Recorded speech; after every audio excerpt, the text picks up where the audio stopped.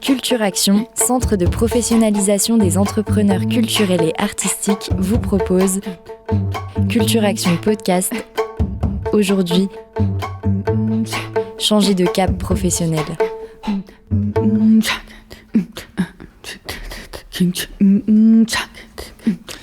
Bonjour à toutes et à tous, bienvenue dans ce nouveau podcast proposé par Culture Action. Face à la recrudescence de demandes d'informations reçues de personnes en reconversion et ou ont besoin d'effectuer un bilan de compétences ou encore de faire un bilan sur leur situation professionnelle, nous avons décidé de proposer cette thématique du changement de cap professionnel. Changer de cap professionnel, oui, mais pourquoi ? Comment et à quelles conditions, avec quel accompagnement? Le changement professionnel est un défi personnel dont les motifs sont multiples, qui présente une réelle opportunité dans une carrière, mais qui n'est pas sans risque. C'est un sujet dans le monde du travail qui apparaît de plus en plus prégnant, surtout depuis la crise sanitaire de 2020, moment propice à la réflexion sur ses envies profondes. Selon le croisement de deux enquêtes, celle du CEREC, le Centre d'études et de recherche sur les qualifications, publiée en février 2022, et celle de France Compétences, conduite début 2021, au cours des 5 dernières années, de 25 à 33% des salariés souhaitaient changer de métier. Mais seuls 58% de ceux-ci ont suivi une formation pour mener à bien leur projet. A noter également que 75% des personnes en reconversion quittent leur entreprise pour une nouvelle organisation ou une nouvelle forme de vie. Si l'envie de se reconvertir est là, le passage à l'acte est plus complexe. Selon le CEREC, sur les 33% de salariés qui souhaitaient changer de métier en 2015, moins d'un tiers l'ont fait 4 ans plus tard. Pour France Compétences, 17% des salariés du privé ont réalisé une reconversion active et volontaire au cours des dernières années, c'est-à-dire en engageant personnellement des démarches pour y parvenir. Les résultats de cette reconversion impliquent notamment des changements de métier dans la moitié des cas et des changements de statut pour l'autre. Pour en parler autour de la table, j'ai le plaisir d'accueillir Francis Jérôme, directeur général Transition Pro Bourgogne-Franche-Comté. Bonjour. Bonjour. Vous allez bien ? Ça va, merci.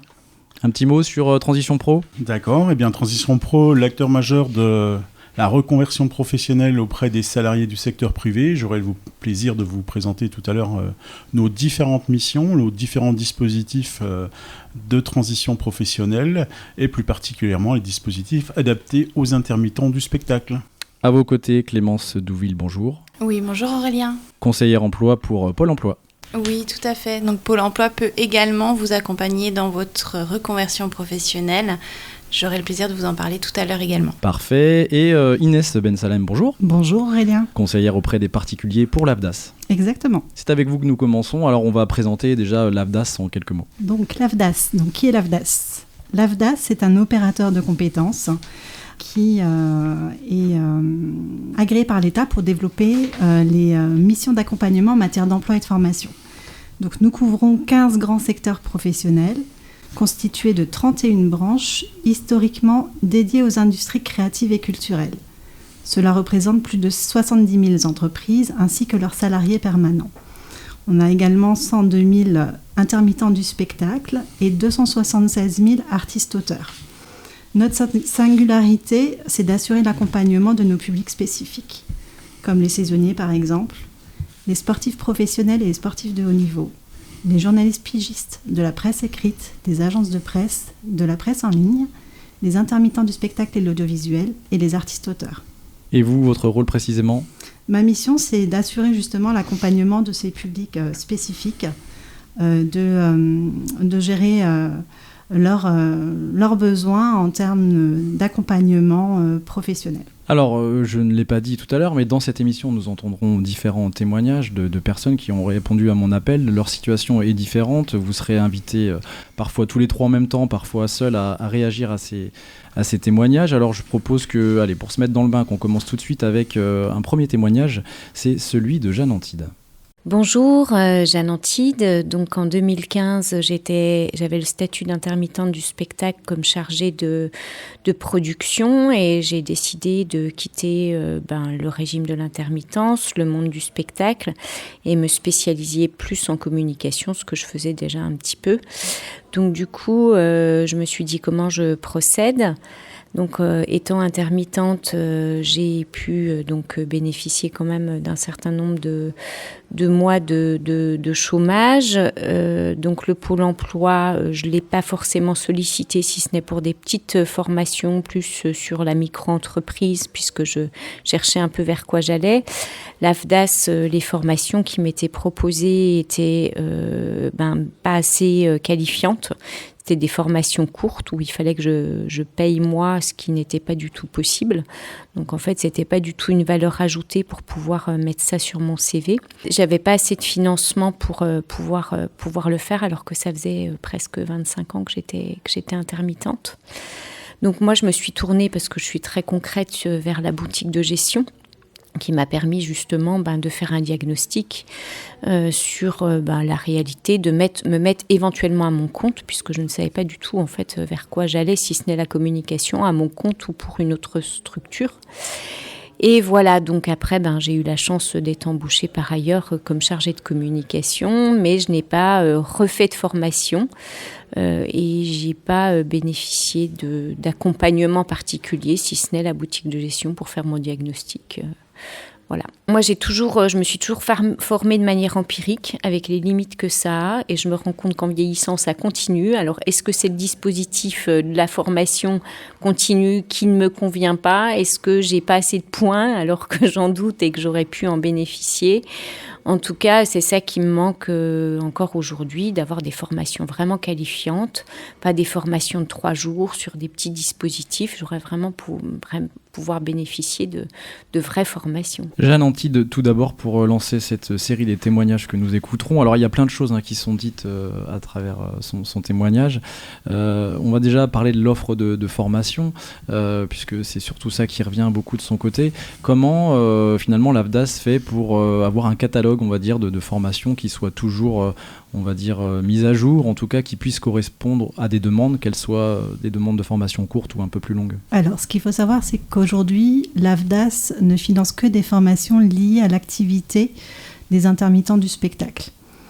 Donc, que ce soit qualifiant ou pas qualifiant, on finance les formations. Il n'y a pas de formation non financée à partir du moment où l'adéquation métier-formation est totalement visible. Donc aujourd'hui, on a un catalogue de formations qui est régi par les appels d'offres. Donc c'est un petit catalogue de formations. On y trouve des formations métiers et des formations transverses en adéquation avec le champ des métiers des intermittents.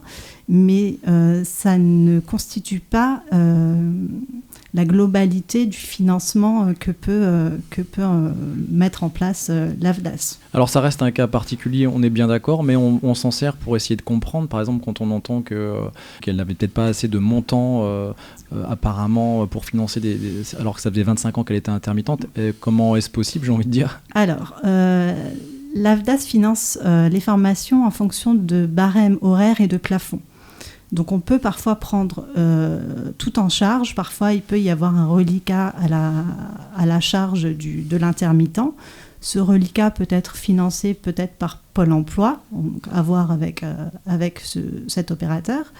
Mais pour pouvoir de toute façon être recevable auprès de l'AFDAS, l'intermittent doit pouvoir justifier de 2 ans d'ancienneté professionnelle et un certain nombre de cachets ou de jours de travail sur les 24 derniers mois.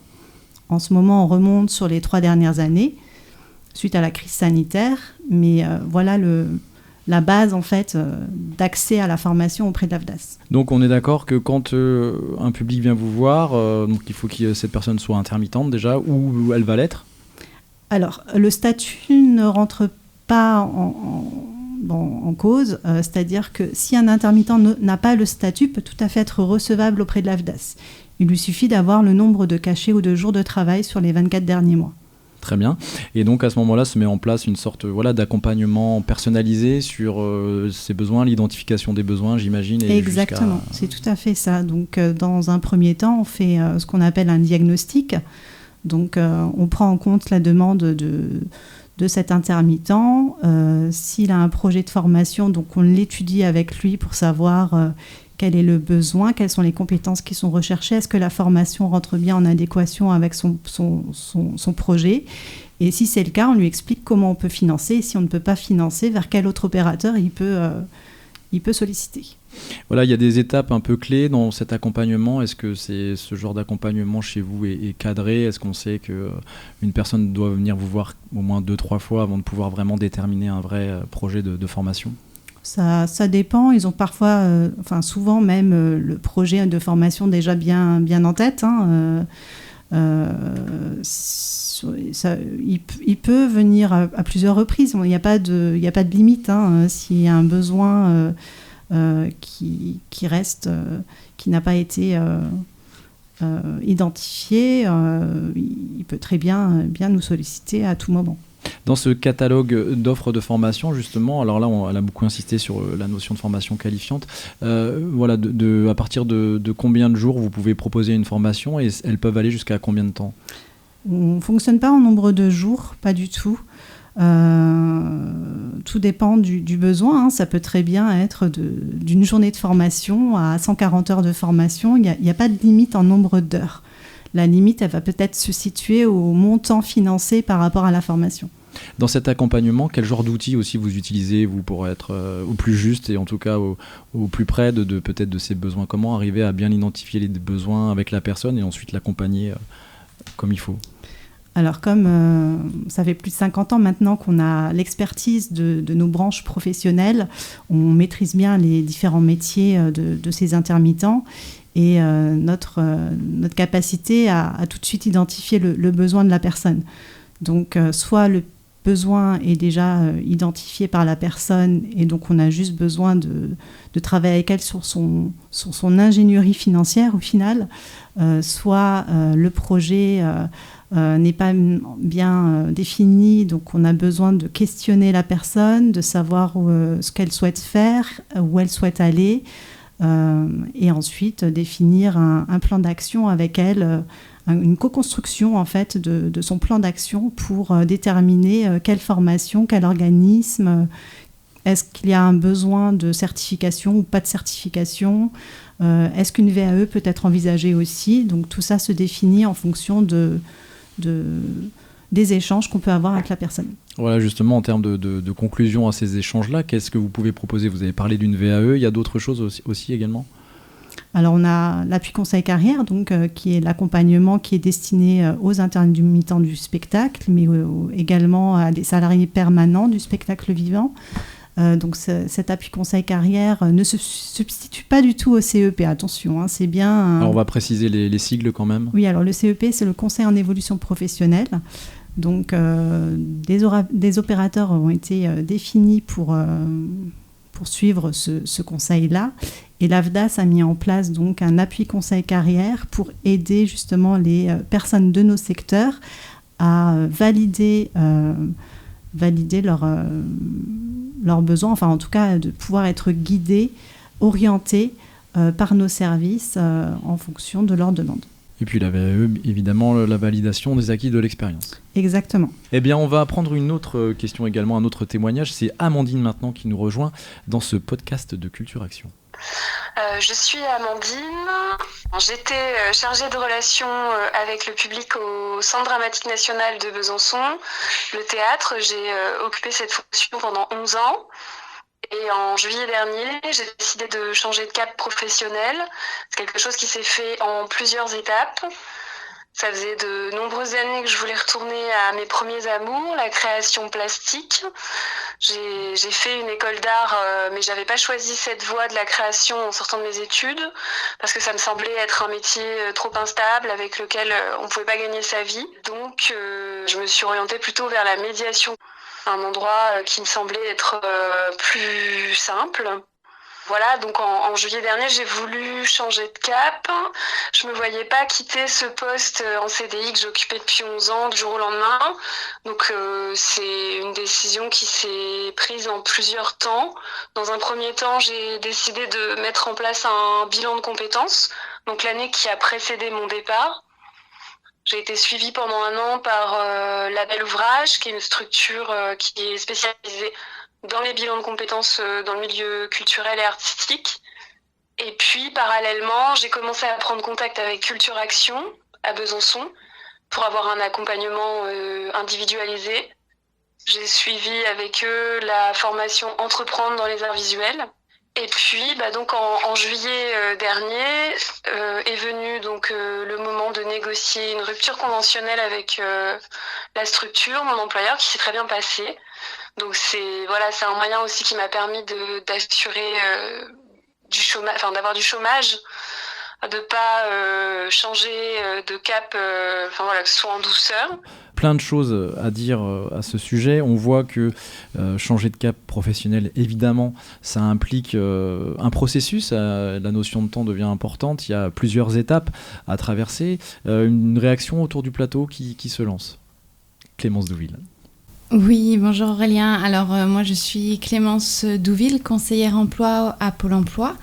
Alors, il faut savoir qu'à Pôle emploi, on n'a pas de spécificité en termes d'accompagnement, j'entends, et non de rémunération sur le statut intermittent du spectacle comme on a pu l'avoir dans le passé. Donc, il n'y aura pas de différence entre quelqu'un qui est intermittent du spectacle de quelqu'un qui ne l'est pas. On a tout un panel d'accompagnement pour la reconversion et notamment nos prestations comme Active Projet. On a également des psychologues du travail qui sont dans chaque agence Pôle emploi et qui peuvent vous aider et vous orienter sur un nouveau projet. Il faut savoir également que nous avons des mesures comme l'action de formation préalable au recrutement ou la préparation opérationnelle à l'embauche qui sont en fait un type de financement de formation quand par exemple vous avez des compétences transférables sur un autre domaine d'activité. Vous faisiez un métier A et vous visez un métier B mais que seulement, on va dire, quelques compétences vous manquent, on peut, dans le cadre d'un recrutement, vous apporter les compétences qui manquent au poste pour un recruteur. Il faut savoir qu'à Pôle emploi, nous, notre objectif, c'est le retour à l'emploi pérenne. Donc, effectivement, on prend en compte les envies des personnes. La recherche d'une nouvelle orientation, c'est un tout. C'est-à-dire, on part du moi en tant que personne, mais il y a aussi une réalité du marché. Forcément, en tant qu'institution publique de l'emploi, on a une obligation de s'y coller, on va dire. Donc voilà, la reconversion à Pôle emploi est un tout, et Amandine en a très bien parlé. Alors, elle n'est pas passée par Pôle emploi, mais tout ce qui est bilan de compétences, etc., nous, on va le faire plutôt sous forme de prestations, comme Active Projet, nos psychologues du travail. Il y a encore pas mal d'éléments, mais c'est vraiment un accompagnement individuel par rapport aux besoins de chacun qu'on va mettre en place. Ce fameux bilan de compétences, est-ce que tous les trois, vous estimez que c'est une étape nécessaire, même si elle n'est pas suffisante, mais en tout cas, c'est à peu près une étape indispensable lorsqu'on veut changer de cap? Francis Jérôme? Oui, effectivement, le bilan de compétences, c'est un outil, effectivement, mais c'est un bel outil qui permet justement de faire le point sur soi, mais aussi de préparer son nouveau projet. Et donc, ce passage, s'il n'est pas incontournable, est souvent conseillé aux personnes, surtout si elles ont des points un peu qui ne sont pas travaillés dans leur projet. Et donc, le bilan de compétences peut permettre de finaliser, de terminer ce projet et de l'amener, lui donner le plus de chances de réussite, effectivement. Alors, est-ce que vous avez une idée de, par exemple, combien de personnes décident d'en faire un quand elles veulent changer de cap? Est-ce que ce genre de choses, vous l'avez, vous, en termes de statistiques? Est-ce que vous pouvez dire qu'une personne sur deux tente ce bilan de compétences? Alors aujourd'hui, c'est un petit peu plus compliqué. Je reviendrai dans ma présentation tout à l'heure, mais il fut un temps où nous financions les bilans de compétences. Et donc là, je peux vous dire jusqu'en 2018, on avait entre 1500 et 2000 personnes qui effectuaient au titre des salariés que l'on finançait un bilan de compétences. Alors, pour la région Bourgogne-Franche-Comté. Pour la région Bourgogne-Franche-Comté. Alors pas forcément avec une formation derrière, mais justement un travail sur le projet et un travail sur une évolution professionnelle. On n'était pas les seuls d'ailleurs, je me tourne vers l'AFDAS, mais qui finançait aussi des bilans à l'époque. Aujourd'hui, le bilan de compétences étant financé plutôt par le CPF, on n'a pas forcément des chiffres très précis. Alors le CPF, c'est le compte personnel de formation, pardon, effectivement.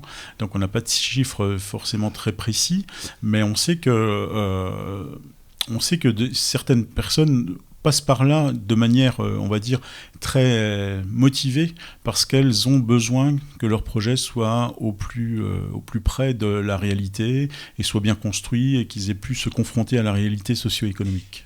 Alors on va s'arrêter sur le CPF brièvement, hein. On sait qu'il y a eu la nécessité pour les salariés, hein, vous allez me corriger bien sûr, de devoir valider avant une certaine date que j'ai plus en tête, mais pour pas perdre leurs heures de formation. 30 juin 2021. 30 juin 2021. On sait qu'il y en a beaucoup qui ne l'ont pas fait. Alors est-ce que juste quelqu'un d'entre vous peut un peu me parler de ce dispositif, où est-ce qu'il en est aujourd'hui, comment retrouver ces heures de formation, où est-ce qu'on va pour chercher ces heures de formation, comment les activer? Alors, vous avez sur moncompteformation.gouv la possibilité de créer votre compte avec, par exemple, votre numéro de sécu. Il est automatiquement alimenté, puisque tout est lié. Il faut savoir qu'il y a énormément de fraude. Ça me permet de faire un petit point d'alerte. Seul vous et l'État avez connaissance de vos heures de formation, du montant. Nous, c'est vrai qu'on peut avoir une visibilité, mais pas les détails. Votre compte est personnel et personne ne peut vous inciter à l'utiliser. Vous êtes seul maître de votre compte personnel de formation. C'est très important. On a beaucoup de fraudes, d'appels sur la question. Et il est automatiquement alimenté par vos employeurs tous les ans. Ça arrive au printemps pour l'année qui vient de s'écouler, l'année précédente. Et par rapport aux heures de DIF, droit individuel à la formation que vous évoquiez, effectivement, ça a changé au 1er janvier 2015. C'est devenu le compte personnel de formation. Et nous avions jusqu'au 31 juin 2021 pour alimenter nos heures DIF qu'on a éventuellement cumulées avant le 1er janvier 2015. Donc ils nous ont laissé... Voilà, on a eu un certain nombre d'années. À compter de cette date-là, les heures DIF sont perdues. Mais les heures CPF vous suivront, comme c'est informatique maintenant, ça ne l'était pas avant, tout au long de votre carrière. Parfait. Donc effectivement, aujourd'hui, je crée mon compte, j'ai donc accès à mon nombre d'heures et qui seront mobilisables. Des euros aujourd'hui. Des euros. Donc mes euros mobilisables tout au long de ma carrière. Jusqu'au départ à la retraite. Si je suis sous le régime général, ça marche. Si je suis sous un autre régime, par exemple intermittent, forcément, là ça marche pas. Ah, ça marche aussi. Ah si. Ça marche aussi. Ça marche aussi. Seul le régime public est un peu particulier. Oui. Mais pour tous les autres régimes, vous avez des heures de formation. Bon bah voilà, très bien. Amandine est de retour, on l'écoute tout de suite. Dans cette transition, dans ce changement de cap professionnel, je dirais que les difficultés que j'ai rencontrées, c'était c'est plus des difficultés au présent, parce que la transition, le changement, ça s'est fait plutôt progressivement et ça s'est bien passé. Actuellement, c'est vrai que c'est un peu complexe quand on a été salarié pendant 11 ans dans une structure en CDI, de passer à un statut d'indépendante. Enfin voilà, il y a plein de choses que je découvre au fur et à mesure qui sont pas simples, et notamment, je dirais que les modes de rémunération par rapport au projet sont pas toujours bien adaptés, entre moitié médiation, moitié art plastique, et cet entre-deux, il est pas simple en termes de rémunération. Voilà, ce que je trouve intéressant aussi dans cette seconde partie de témoignage, c'est qu'on voit bien que changer de cap professionnel, il y a des phases qui sont plus ou moins, on va dire faciles. Il y a toujours un moment donné où on a l'air quand même confronté à une difficulté qui renvoie à la nouveauté. Là, on voit bien que finalement la rupture conventionnelle de son côté a été bien négociée, tout ça rentre bien dans les cases. Là, le fait de vivre son nouveau statut, ça devient aussi forcément, là, le changement est prégnant, c'est plus délicat. Comment s'il y a une réaction en plateau, comment justement faire en sorte que on puisse toujours accompagner les gens et considérer qu'un accompagnement finalement et continu ne s'arrête pas quand on change de statut? En effet, un accompagnement peut être entrepris à tout moment en fait, de sa carrière professionnelle continue. En fonction de son statut, l'opérateur sera sans doute différent. Quand on est demandeur d'emploi, on s'adresse à Pôle emploi. Quand on est intermittent, on s'adresse à l'AFDAS. Quand on est artiste-auteur, on s'adresse à l'AFDAS. On peut également s'adresser aux conseillers en évolution professionnelle. on peut s'adresser à l'APEC. Il y a plein d'opérateurs existants aujourd'hui qui font de l'accompagnement, donc il ne faut pas se dire que comme on a déjà bénéficié d'un accompagnement, ça s'arrête ici, et reprendre contact avec les différents interlocuteurs. Donc pour le coup, Amandine qui est artiste auteur, je crois maintenant. Alors elle l'a pas précisé, mais peut-être qu'en effet oui. son statut d'aujourd'hui est bien artiste auteur, donc je l'invite à prendre contact avec l'AFDAS. Voilà, c'est très bien. J'espère qu'elle nous écoute et qu'elle pourra continuer ses démarches auprès de vous. Clémence Douville, donc conseillère pour emploi pour Pôle emploi, l'occasion de revenir sur Pôle emploi, ses publics, ses dispositifs. Alors on vous a déjà un petit peu entendu bien sûr depuis le début de cette émission, mais là on va s'arrêter un petit moment sur justement ce qui fait votre signature, si j'ai envie de dire. Alors comme je le disais tout à l'heure, on ne fera pas la distinction entre les intermittents du spectacle ou les autres personnes dans l'accompagnement à proprement parler, puisque les intermittents du spectacle, au niveau de l'indemnisation sur le champ, sur lequel je n'irai pas, puisque ce n'est pas mon métier, mais ont une indemnisation particulière à partir du moment où ils ont le statut. Par rapport à l'accompagnement, effectivement, on va pouvoir accompagner la personne sur toute l'ingénierie de formation notamment, mais même en amont à la réflexion du projet. Je l'ai dit tout à l'heure, par les psychologues du travail présents en agence, par nos prestations comme actifs projet, puisque nous on suit un certain nombre de personnes, on fera forcément appel à des prestataires, ou même en cadençant un accompagnement de façon individuelle avec la personne. C'est possible, bien sûr, en tant que conseiller, de donner des objectifs, d'expliquer nos mesures. Il y a des possibilités également de périodes d'immersion qu'on couvre, qu'on conventionne. On a les conseillers entreprises qui sont en relation directe avec les entreprises, qui peuvent recevoir les demandeurs d'emploi, les conseiller sur le marché. Il y a vraiment tout un panel, c'est très très large. On a même toute une partie internationale, et ça il faut le savoir. Le programme Erasmus n'existe pas que pour les étudiants, il existe également pour les demandeurs d'emploi, et il est une opportunité pour aller, il faut vraiment avoir un métier dans les mains, ça j'insiste, mais pour aller voir comment fonctionne mon métier dans un autre pays de l'Union européenne et revenir avec des nouvelles compétences. Clairement, c'est un déploiement de compétences professionnelles, de réseau aussi. Donc il y a toute une gamme. C'est très très difficile de résumer notre catalogue de services, puisqu'en fait on va vraiment se coller au discours de la personne et on va la conseiller en fonction de ses besoins. Aujourd'hui, vous vous occupez de combien de personnes, vous, par exemple ? C'est en moyenne une centaine. Après, ça va vraiment dépendre. Là encore, c'est très difficile de répondre dans le sens où on a divers accompagnements. On va avoir des accompagnements plus renforcés quand on va détecter que la personne a plus de besoins, et on va avoir des accompagnements beaucoup plus light où la personne, elle travaille très très régulièrement et finalement, elle a très peu besoin de nos services. Donc, ça va vraiment varier. C'est très difficile de répondre. En tout cas, on saura dès l'inscription détecter et diagnostiquer les besoins de la personne et utiliser aussi nos partenaires, puisqu'on travaille beaucoup en réseau. On envoie, j'entendais parler de la boutique de gestion, c'est un de nos partenaires, l'APEC, c'est un de nos partenaires privilégiés également. On travaille beaucoup en partenariat, donc on incite vraiment les personnes à nous évoquer toutes leurs questions, et il se peut qu'on délègue, bien entendu. Et tous les trois, vous vous connaissiez d'ailleurs, Transition Pro, Pôle emploi, AFDAS ? On connaît les structures, on a des contacts pas forcément réguliers, mais pas forcément avec tout le monde non plus. Donc moi j'ai eu la chance de faire connaissance d'Inès et de Clémence. Idem. Bon. Pareil. Voilà, donc on voit bien que finalement cette initiative de Culture Action aussi a du sens, de vous réunir, d'entendre des paroles aussi différentes pour les gens, les auditrices et les auditeurs qui nous écoutent. On va écouter, d'ailleurs, le témoignage de Karine, une nouvelle invitée dans cette émission. Alors, je m'appelle Karine, donc moi j'ai changé de voie à partir de 2013, j'étais dans le notariat et j'ai décidé de reprendre mes études en histoire de l'art pour partir dans une passion qui me plaisait énormément. Et donc j'ai repris ces études pendant 3 ans et j'ai derrière travaillé dans les galeries, musées et maisons de vente aux enchères. Donc ça a vraiment été une reconversion totale, même si le droit était toujours très présent dans mon quotidien. Et puis, après 4 ans passés dans ce milieu-là, j'ai décidé de nouveau de changer de voie.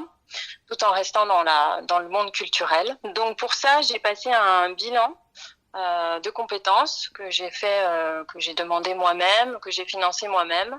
Et grâce à ça, j'ai décidé de me lancer dans l'entrepreneuriat et d'être à mon compte en tant que conseillère pour des artistes, conseillère à la fois artistique et juridique. Et donc j'ai quitté mon travail à l'été 2020 et je me suis lancée dans cette activité. Grâce au Pôle emploi, j'ai pu me lancer dans ce changement de vie avec une indemnité de chômage qui m'a été versée, mais si j'avais un retour à faire là-dessus, c'est le manque peut-être d'accompagnement qu'on peut avoir lors des bilans de compétences. Et lors de ce changement de voie, je me suis retrouvée quand même assez seule pour faire toutes mes démarches. Donc c'est vraiment quelque chose qui a été assez compliqué pour moi et qui m'a pris du coup énormément de temps, à la fois pour me lancer et puis pour réussir à mettre en place tout ça. Merci Karine. Alors comment, déjà, il faudrait peut-être préciser une chose, c'est que changer de cap, ça prend du temps, on est d'accord ? Est-ce que vous avez une idée de la durée moyenne d'un changement de cap professionnel ? C'est très difficile à répondre, ça va dépendre vraiment du projet de chacun et du besoin de formation notamment pour pouvoir répondre exactement à cette question. Mais c'est très intéressant ce que disait Karine. Il y a énormément de structures, on le voit nous tous autour de la table. L'accompagnement, il peut paraître très fouillis pour les personnes, j'imagine. Et l'idée est de ne pas hésiter à nous solliciter, de ne pas avoir peur de se tromper d'interlocuteur. Nous, on saura, en tant que structure, renvoyer vers les bonnes personnes. Voilà, parce que ce qu'on peut noter, c'est que peut-être que parfois on peut se sentir un peu isolé à tort. En tout cas, là, on voit bien qu'elle a vécu ça à un moment donné. Elle a senti que sur son bilan de compétences qu'elle a rempli seule, c'était délicat. Mais ce qu'on peut aussi peut-être préciser, c'est que forcément, ça implique un peu de soi aussi, le changement de cap professionnel. Il y a forcément du temps personnel, du temps de réflexion, où là, j'imagine que c'est pas quelqu'un qui va réfléchir à notre place, quoi. C'est ça, quand on parle d'investissement, ce n'est pas qu'un investissement financier, c'est un réel... On part de son soi et personne d'autre que nous-mêmes nous connaît. Donc les choix, personne les fera pour nous. C'est très très important que les personnes qui veulent se reconvertir ont cette image en tête, qui seront seuls décisionnaires. Et bien sûr, il y a des financements, de l'accompagnement, bien sûr, il y a du conseil. Mais nous, on est un outil dans un parcours de reconversion. Et on ne fera pas à la place d'eux. Et on n'a pas non plus de baguette magique. Il y a une réalité du marché, une réalité de l'administratif. Et tout ça, ça doit être pris en compte avant d'étudier un projet de reconversion, bien entendu. Alors pour préparer cette émission, j'ai un peu sollicité mes réseaux sociaux, j'ai eu pas mal de retours, donc on voit que déjà le sujet, on va dire, interpelle vraiment un nombre assez important de personnes. L'autre question que je voulais aborder avec vous, c'est la question des financements. Il y a un témoignage qu'on n'entendra pas ici, mais voilà, le cas d'une personne qui était sous le régime général, qui reprend des études. Il se trouve que effectivement, comme Karine, elle avait la possibilité de pouvoir quelque part financer ces études, puisqu'elle avait le droit à des indemnités. Comment on accompagne les gens pour une reprise d'études, qui a été un peu le cas de Karine, qui dit que grâce à Pôle emploi, elle a pu reprendre ses études. Mais qu'est-ce qu'on pourrait donner comme conseil à quelqu'un qui souhaite reprendre ses études ? J'aurais tendance à dire qu'on parlait d'accompagnement tout de suite. Eh bien, c'est surtout de se faire accompagner. Comme l'a dit Clémence, on est acteur de son projet. Si on ne l'est pas, c'est pas la peine de se lancer, on va droit dans le mur. L'accompagnement est là pour nous guider, pour nous remettre sur le droit chemin quand on fait un faux pas. Ce qu'on peut peut-être penser au niveau de Karine, c'est qu'il y a peut-être un déficit d'information, effectivement, de la part des structures. Mais aujourd'hui, je ne connais pas beaucoup de statuts qui ne peuvent pas être accompagnés. Au niveau du conseil en évolution professionnelle, ça balaye quasiment tous les statuts qu'on peut avoir. Et donc, les personnes, dès l'instant où elles connaissent effectivement le conseil en évolution professionnelle, peuvent être accompagnées. Et le principal, je pense que c'est l'accompagnement. Effectivement, pas seulement un accompagnement financier, mais un accompagnement à la construction du projet. Alors ça tombe bien que vous ayez la parole, Francis. Jérôme, puisqu'on continue avec vous, je le rappelle, vous êtes directeur général Transition Pro Bourgogne-Franche-Comté, et c'est l'occasion de parler justement de Transition Pro, des publics qui peuvent venir vous voir, de vos dispositifs, des outils. On parlera notamment du PTP. Effectivement. Donc Transition Pro, donc pas forcément très connu non plus du grand public. C'est l'ex-FONGECIF. Le FONGECIF a duré pendant plus de 35 ans, effectivement, et à la suite d'une réforme de la formation professionnelle, nous sommes devenus Transition Pro au 1er janvier 2020, donc avec quelques changements majeurs, effectivement. En particulier, nous devenons le seul acteur de financement de la reconversion professionnelle des salariés du secteur privé. Auparavant, il y avait plusieurs dispositifs et structures. Aujourd'hui, nous restons les seuls dans le cadre du salarié du secteur privé. Je précise bien, effectivement, comme tout à l'heure, on a parlé un peu de la fonction publique, elle est à part, elle ne rentre pas dans notre giron. Transition Pro est une association, loi 1901, qui est gérée par les partenaires sociaux, dans un conseil d'administration composé autant de partenaires sociaux salariés que d'organisations patronales, effectivement. Et ce sont eux qui décident des grandes orientations stratégiques de la structure. Nous avons différentes missions, effectivement, par rapport à ce qui nous est proposé, des missions à destination des salariés, et c'est là-dessus que je m'appuierai aujourd'hui, effectivement, c'est les différents dispositifs que nous pouvons gérer. Vous avez parlé tout à l'heure du dispositif de projet de transition professionnelle, le PTP. Je reviendrai dessus dans quelques instants, mais il y a aussi le projet démissionnaire, un projet de transition collective que je ne gérerai pas forcément aujourd'hui parce que ça concerne plutôt les entreprises.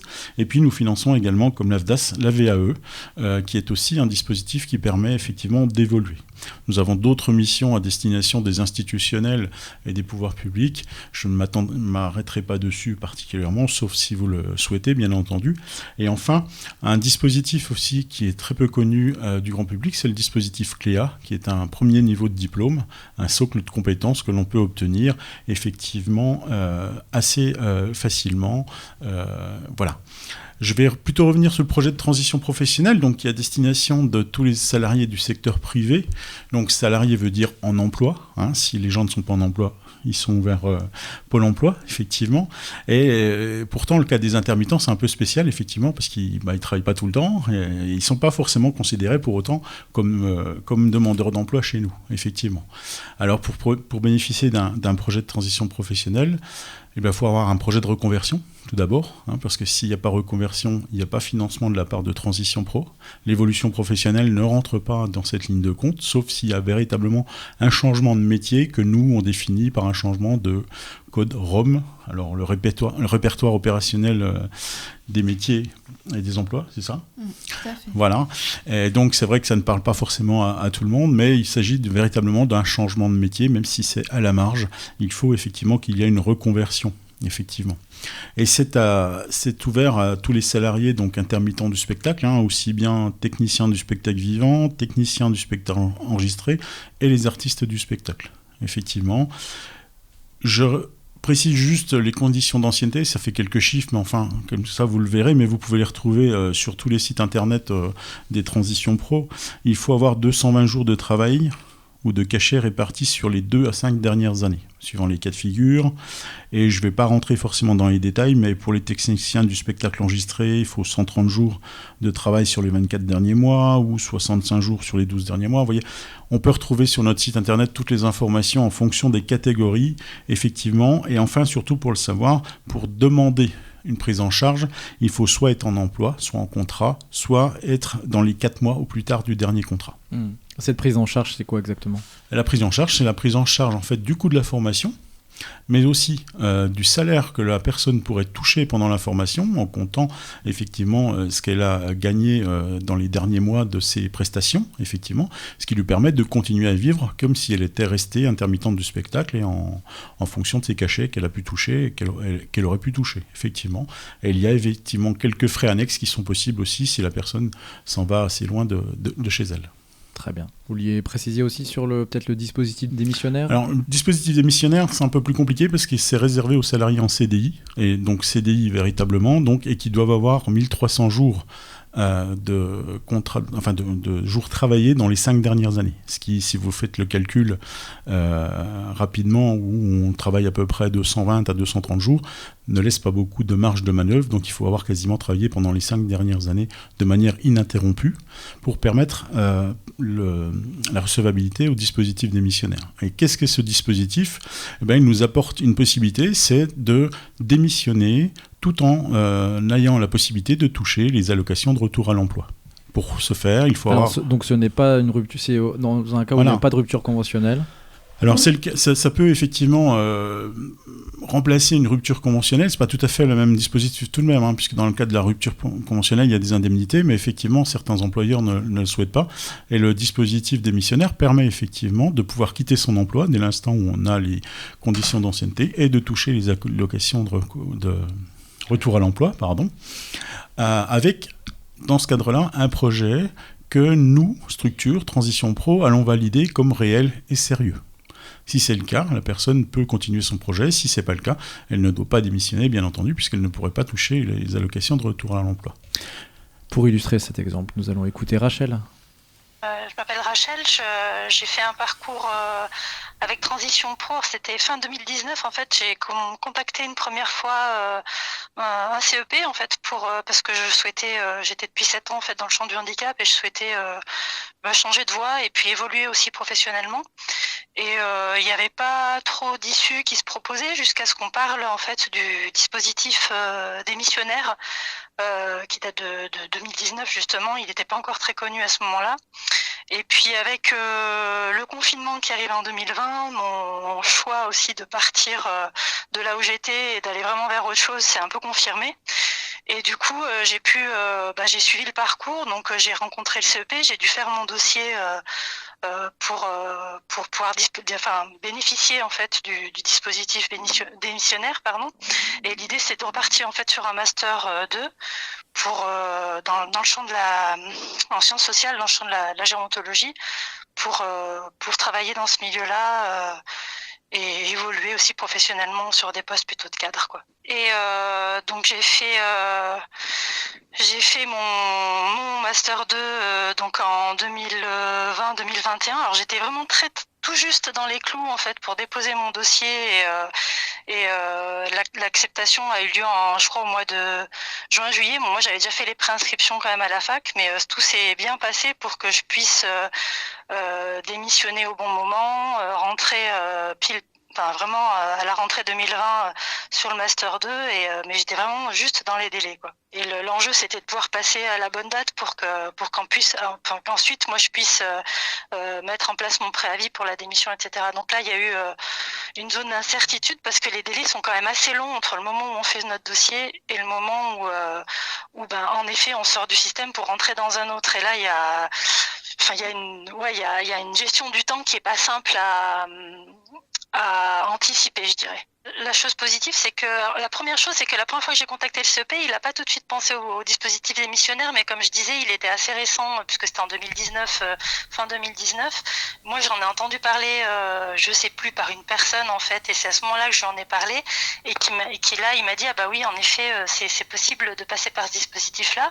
Après, je trouve que j'étais assez bien accompagnée. Donc voilà ce que l'on peut constater quand même, c'est que, évidemment, changer de cap professionnel, je l'ai dit au lancement de cette émission, ce n'est pas sans risque, ça génère aussi bien sûr beaucoup de stress. Alors on voit que Pôle emploi a un dispositif là avec des psychologues, j'imagine c'est aussi pour pouvoir accompagner les gens dans différentes phases de leur transition pro. Oui, effectivement, et on a également une prestation qui s'appelle Valoriser son image professionnelle. On prend vraiment en compte tous les éléments, y compris les éléments psychologiques, puisque le retour à l'emploi comme la reconversion est vraiment un tout. Il ne s'agit pas juste de compétences professionnelles. On a tous un parcours professionnel différent. On a pu rencontrer des difficultés de l'ordre plus de psychologique. Et valoriser son image professionnelle, c'est une prestation chez un de nos prestataires pendant 1 semaine où on va vraiment travailler cette confiance, ce savoir-être, ces compétences en groupe, ensemble. Donc c'est aussi l'idée de se sentir moins seul. dans ces démarches. Je sais que l'APEC le fait aussi avec Nouveaux Horizons, donc il y a énormément de possibilités. Et aujourd'hui, les organismes qui accompagnent ont vraiment évolué et prennent vraiment ce facteur psychologique en compte, à savoir qu'on est tous soumis à des blessures finalement au cours de notre carrière, et le statut de demandeur d'emploi permet ça peut être une période aussi pour travailler ces éléments-là. Autre point important dans ce témoignage intéressant, c'est l'histoire de la sortie d'un système et l'entrée dans un autre. Comment faire en sorte que justement ce délai-là soit minimisé, ou en tout cas des fois on parle d'un délai ou d'une carence quand on change d'un régime à un autre. Voilà, comment faire en sorte que justement ces zones d'incertitude se réduisent? Alors il faut savoir maintenant qu'avec l'informatique, c'est beaucoup plus fluide en termes d'inscription à Pôle emploi au lendemain de votre statut actuel, qu'il soit intermittent, salarié. Vous pouvez vous inscrire à Pôle emploi par le site internet.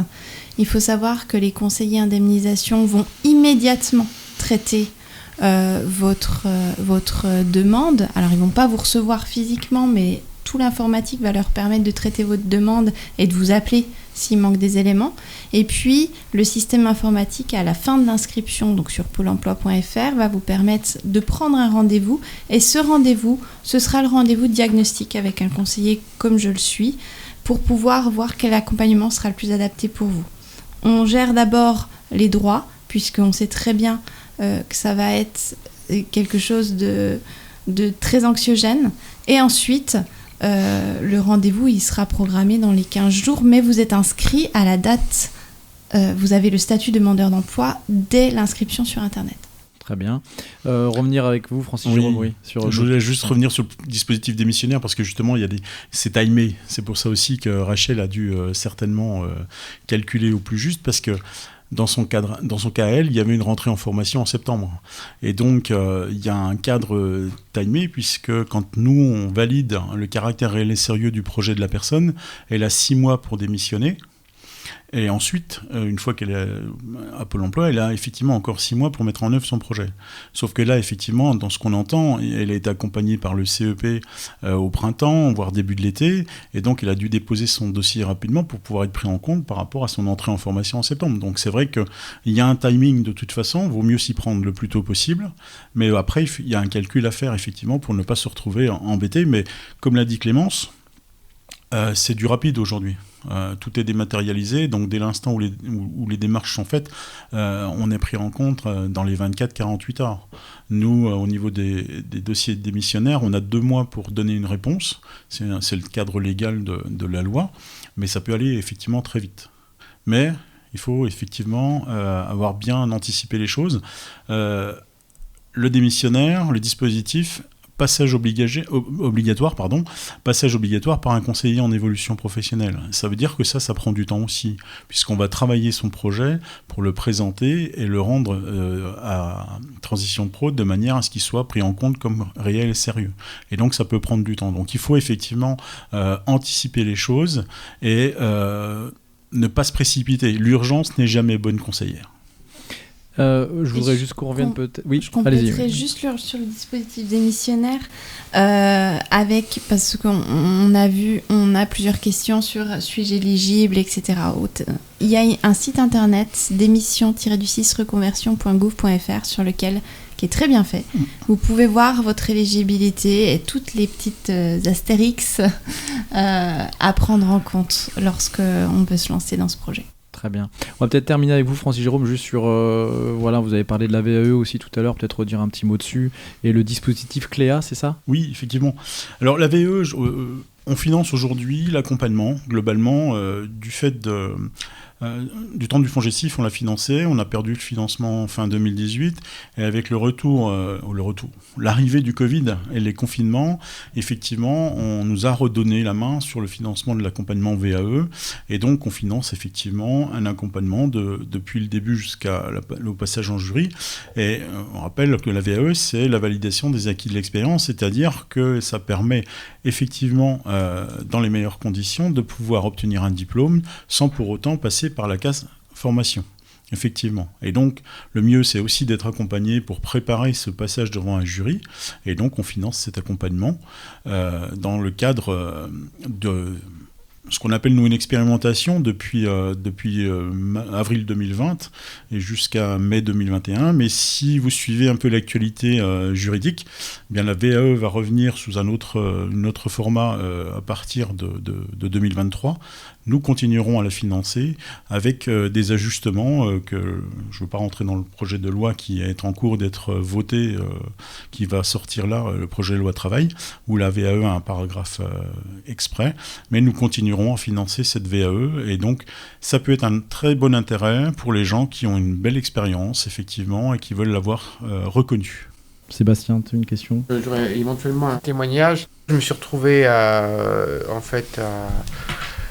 Culture Action, j'ai un suivi individuel, mais auparavant je travaillais dans le domaine de l'animation médico-sociale, et puis j'ai eu des difficultés effectivement d'ordre psychologique, burn-out, etc. Et donc je souhaitais revenir dans le milieu artistique. Pour l'instant, le projet n'est pas vraiment formalisé, et c'est grâce à Pôle emploi que j'ai pu aussi, à ma conseillère qui est à Thémis, aller vers un organisme qui s'appelle Retravailler, je ne sais pas si vous connaissez, et puis qui m'ont permis d'avancer. En tout cas, c'est plus sur ce que je ne veux plus faire, et maintenant sur ce que j'ai envie de faire.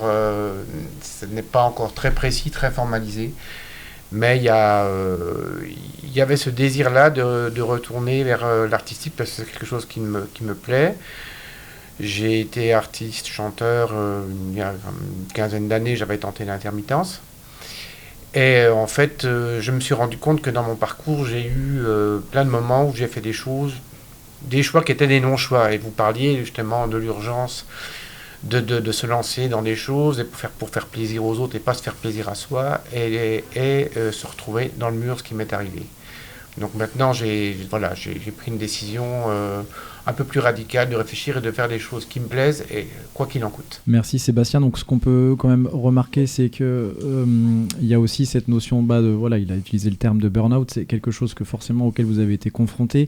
Peut-être, alors on va pas essayer d'analyser ça tout de suite, mais j'imagine que le burn-out, ça correspond à ce moment ultime, et peut-être un peu le dernier moment où on se dit on veut changer, que c'est plus pour nous. Comment, justement, dans vos structures respectives, vous gérez ces situations-là, vous ? On ne peut pas répondre à ce type de questions. De toute façon, pour entamer un projet de reconversion, il faut que la personne ne soit plus en état de burn-out. Il faut qu'elle ait fait le point sur elle-même, qu'elle ait une revalorisation de son travail et de soi-même avant d'entamer de toute façon un projet de reconversion. Si elle entame un projet de reconversion alors qu'elle n'est pas en mesure de le faire, ça n'aboutira pas. Effectivement, à Pôle emploi, il existe différentes possibilités. Donc, je parlais des psychologues du travail dans chaque Pôle emploi. Il y a effectivement également la prestation Parcours Emploi Santé, qui est toute neuve, qui dure 6 mois et qui permet, quand on a un problème de santé, puisque le burn-out en est à un instant T de sa vie, qui permet de faire un 360 sur est-ce que ce que je vis aujourd'hui en termes de santé va pouvoir me permettre de retravailler comme avant, puisqu'il y a des traumatismes qui sont créés dans ce type dans le burn-out tout simplement. Et donc cette prestation, elle dure 6 mois, elle est vraiment très très intense, et c'est un très bel accompagnement pour voir, oui, je vais réfléchir à une reconversion, un retour à l'emploi, mais avant j'ai cette problématique de santé à prendre en compte, quelle qu'elle soit moteur, psychologique, et le burn-out en est un. Réellement, aujourd'hui, en tout cas Pôle emploi le prend vraiment en compte dans la recherche d'emploi. La recherche d'emploi, ce n'est pas juste répondre à une offre et aller directement à l'emploi. On sait pertinemment que si l'emploi, il y a des étapes en amont, l'emploi ne sera pas pérenne, donc personne n'est gagnant. Francis Jérôme, avant de redonner la parole à Sébastien. Oui, je voudrais préciser que là, on a effectivement l'exemple, alors le burn-out, mais tout problème de santé, effectivement, qui conduit la personne à ne plus pouvoir faire son métier. Mais là, l'important, encore une fois, c'est ce que Sébastien a dit. Je sais ce que je veux plus faire. Et la plupart des gens ne savent pas forcément ce qu'ils veulent faire. Et c'est là l'accompagnement qui va prendre tout son sens, parce que je ne veux plus faire mon métier, je ne veux plus faire ce que j'ai déjà fait, je veux faire autre chose. Certains le savent. Sébastien voulait repartir dans les arts, d'autres ne le savent pas. Et là, l'important, c'est l'accompagnement. Le conseil en évolution professionnelle, le bilan de compétences est un outil, mais je crois que c'est important de se faire accompagner, de ne pas rester seul. D'ailleurs, la prestation que propose Pôle emploi là est vraiment dans l'accompagnement.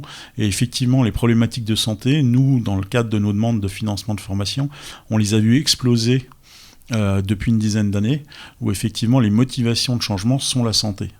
Et alors qu'avant, on pouvait le dire, la motivation de changement, c'était parce que j'ai envie de changer. Là, aujourd'hui, je suis obligé. C'est différent.